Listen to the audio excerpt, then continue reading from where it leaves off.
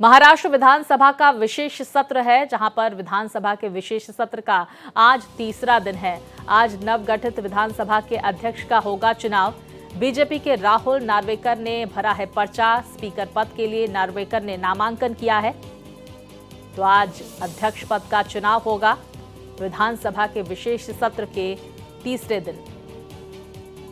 बीते 2 दिनों में हमने देखा किस तरह से नवनिर्वाचित विधायकों ने पद और गोपनीयता की शपथ ली। आज स्पीकर पद के लिए चुनाव का दिन है। महायुति की तरफ से बीजेपी के राहुल नार्वेकर ने एक बार फिर से पर्चा भरा,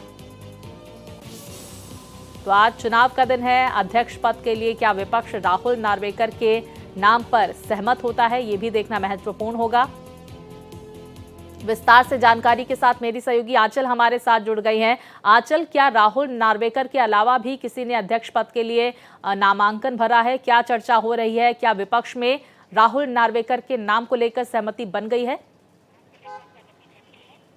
जी बिल्कुल स्वाति, देखिए महाराष्ट्र विधानसभा के नए स्पीकर राहुल नार्वेकर का मानना तय माना जा रहा है, क्योंकि विपक्ष की तरफ से अध्यक्ष पद को लेकर कोई भी नामांकन दाखिल नहीं किया गया था और उनकी तरफ से पहले ही ना बोल दिया गया था। उसके अलावा कोई भी दोनों पार्टियों की तरफ से राहुल नार्वेकर के खिलाफ किसी ने भी नामांकन दाखिल नहीं किया है, तो ऐसे में कह सकते हैं कि एक बार फिर से विधानसभा के जो अध्यक्ष है वो राहुल नार्वेकर ही होंगे और ये पहली बार होगा जो दूसरी बार कोई इस तरीके से विधानसभा के पद पर स्थापित होगा।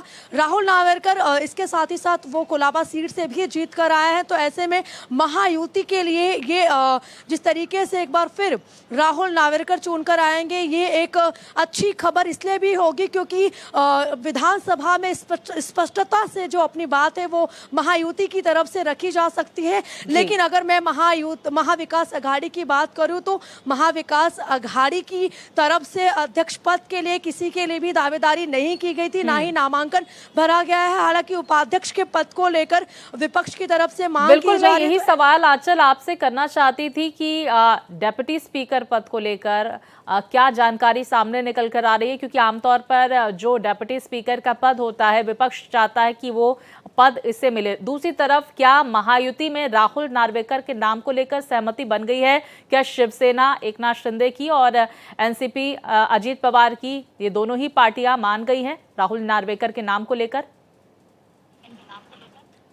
जी बिल्कुल स्वाति, देखिए जिस तरीके से महायुति में कल ही ये तय हो चुका है कि राहुल नार्वेकर ही अध्यक्ष बनेंगे, लेकिन आज विधानसभा में जो औपचारिकता है उसे पूरी की जाएगी और विधानसभा के अध्यक्ष को लेकर फिर चाहे एकनाथ शिंदे हो या फिर अजीत पवार, दोनों जन ने अपनी सहमति अपनी जो सहमति है वो जताई है। तो ऐसे में कह सकते हैं कि एक बार फिर राहुल नार्वेकर अध्यक्ष बनेंगे। वहीं अगर मैं विपक्ष की बात करूं तो विपक्ष की तरफ से उपाध्यक्ष की जो मांग है वो की जा रही है। तो ऐसे में अगर राहुल नार्वेकर आज वापस से विधानसभा के पद पर बैठते हैं तो वो कई फैसले ले सकते हैं विपक्ष के लिए, जैसे कि विपक्ष का कोई भी अभी तक नेता नहीं बन पाया क्योंकि उनके पास 10% से ज्यादा सीटें नहीं थी। तो ऐसे में कह सकते हैं कि आगे राहुल नार्वेकर कई अहम फैसले विपक्ष के लिए भी ले सकते हैं। देखिए, राहुल नार्वेकर का नाम जिस पर लगभग सहमति बन गई है, बस औपचारिक ऐलान आज होना बाकी है।